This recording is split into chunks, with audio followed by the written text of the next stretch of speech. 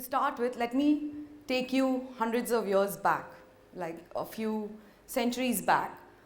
How did kings really manage wealth, right? They would have a council of people, and this council of people will tell the king where to invest, how should he do succession planning, how should he plan taxes, and what should he be doing. This council was the best brains the king had in his kingdom, which was reserved to advise him. These were closed room discussions where everything was secretive. The good opportunities were meant only for the kings, right? Now let's fast forward to 2004. This is when I was in college. And I remember I would go to my friend's house in my Maruti Zen then. I don't know if some of you even know what car that was. But I would see that this friend of mine would have really fancy cars. And he would even have a swimming pool in his house. And I would always wonder, what is it that his folks are doing that my folks aren't? Right? So from hundreds of years to 2004, the story hasn't changed much, right? The wealth was still restricted to the elite or a very smaller segment of the society. They were the ones who had access to the advisors, to the opportunities. And then, of course, life got serious and I had to get a job, right? So I started working in HSBC, where now I was managing money for the elite. I had these ultra HNI customers whose wealth I was supposed to manage. Lucky for me, now I was the counsel, right?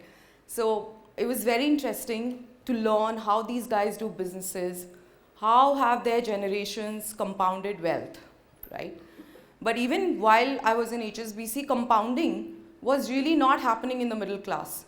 It was the rich that was snowballing, while the middle class was still watching from the window, right? But in the last 10 years, right? In the last 10 years, things have really changed. So now, net worth is not just a term used with Ambani's, Tata's and Birlas. Suddenly, even the millennials or the younger generations are talking about net worth. They want to build net worth.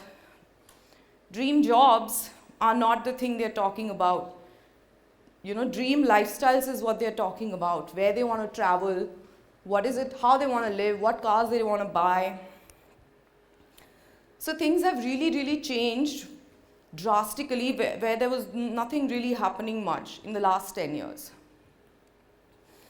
Now when this happens, you know, the financial solutions or the financial apps like ours need to now empower this change, right? Now you have people who are talking about their net worth. They are saying, don't tell us how to earn. We know how to earn. We know how to invest. They want to basically aggressively grow their savings. And they want to invest in equities. They want equal opportunities. Unlike private equity, global investing, which was only reserved for the elite, now has suddenly opened up to everyone thanks to tech, right? So this is Aditi, for example, who works in LinkedIn, and she's talking about her 3 crore network, which she's quickly built. Her main claim to success is that she started investing in all tech companies globally very early in life.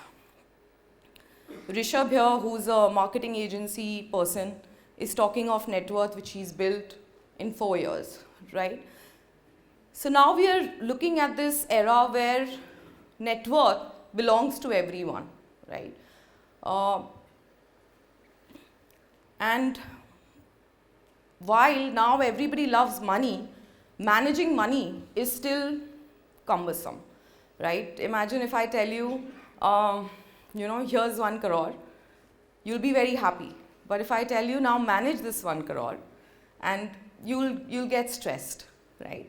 So what is it that the youth today wants? They want speed and execution. They don't want long, lengthy paperwork, they want digital KYC, they want, like, I could have never imagined in my school days that I will be able to, sitting in India, open a demat account in the US within seconds and start investing in US equities, right?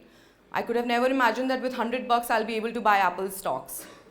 And these are brands that we use every day, Apple, McDonald's, Google, which is now so accessible to Indians right here, thanks to apps like ours, who's made this happen through tech.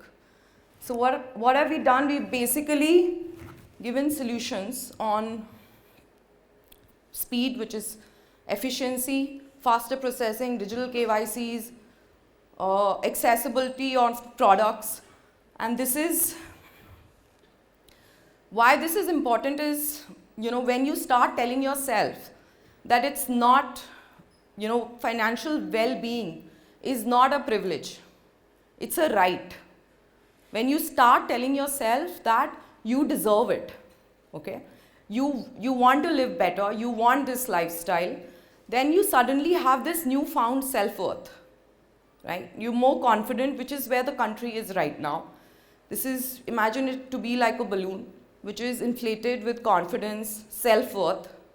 And if now the financial institutions like ours don't support to take this to the next level or make this balloon rise, then it'll be disastrous, right? So that's how we really think of solutions. In a country where 65% of the population is below the age of 35, this is how INDmoney wants to transform lives or financial well-being. Yeah, so that's basically what I wanted to talk about, on how the whole financial landscape has changed. And now financial well-being is not just a privilege, it's a right, and you guys should all exercise it. Thank you.